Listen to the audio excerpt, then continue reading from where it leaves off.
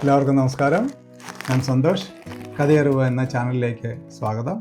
Artemis 2 Orion പേടകത്തിനെ സുരക്ഷിതമായി ഭൂമിയിലെത്തിക്കാൻ സഹായിച്ച താപ കവചത്തെക്കുറിച്ചാണ് ഇന്നത്തെ വീഡിയോ.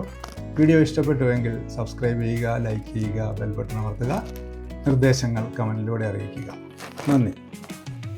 അന്തരീക്ഷവായു ശബ്ദവേഗത്തിൽ, അതായത് 343 മൈൽ പെർ സെക്കൻഡിൽ വരുന്ന സന്ദേശങ്ങളോടാണ് സാധാരണ രീതിയിൽ പ്രതികരിക്കുക.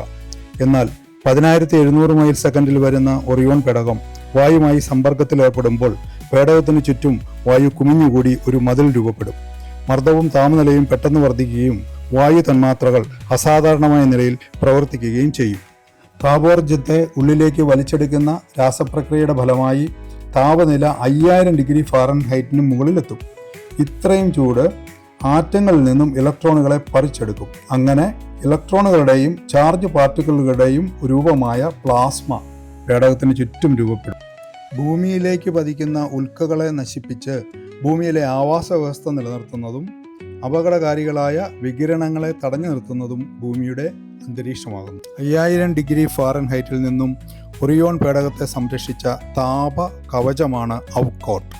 ആർടെമിസ് 1 ലാൻഡിങ്ങിന് ശേഷം കേടുപാടുകൾ സംഭവിച്ച താപ കവചം 2 വർഷത്തെ ശ്രമഫലമായി പ്രവർത്തനക്ഷമമാക്കുകയാണ് ഉണ്ടായത്. ടൈറ്റാനിക് ഫ്രെയിമിൽ കാർബൺ ഫൈബർ ആവരണം ചെയ്ത് തേനീച്ചക്കൂടുകൾ പോലെ തോന്നിക്കുന്ന അറകൾ കൊണ്ടാണ് ഔട്ട്കോട്ട് നിർമ്മിച്ചിരിക്കുന്നത്.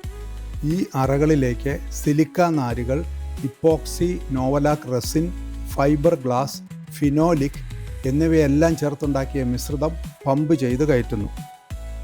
ഇങ്ങനെയുള്ള നിരവധി അറകളാൽ 16.5 അടി കട്ടിയിൽ നിർമ്മിച്ചിരിക്കുന്ന താപ കവചമാണ് ഔട്ട്കോട്ട്. കഠിനമായ ചൂടിൽ ഔട്ട്കോട്ടിൻ്റെ പുറം പാളി കരിഞ്ഞ് അടർന്നു പോകുന്നു.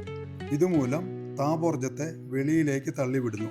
ഈ പ്രക്രിയയെ അബ്ലേറ്റീവ് കൂളിംഗ് എന്നാണ് അറിയപ്പെടുന്നത്. ഒറിയോൺ പേടകത്തിൻ്റെയും ഔട്ട്കോട്ടിൻ്റെയും പുനരുപയോഗം നാസയ്ക്ക് വമ്പിച്ച സാമ്പത്തിക ലാഭമാണ് ഉണ്ടാക്കി കൊടുക്കുന്നത്. സുരക്ഷിതമായ നിരവധി ബഹിരാകാശ യാത്രകൾ മാനവരാശിക്ക് ഇതുമൂലം സാധ്യമാകട്ടെ. മറ്റൊരു വീഡിയോയുമായി വീണ്ടും കാണാം.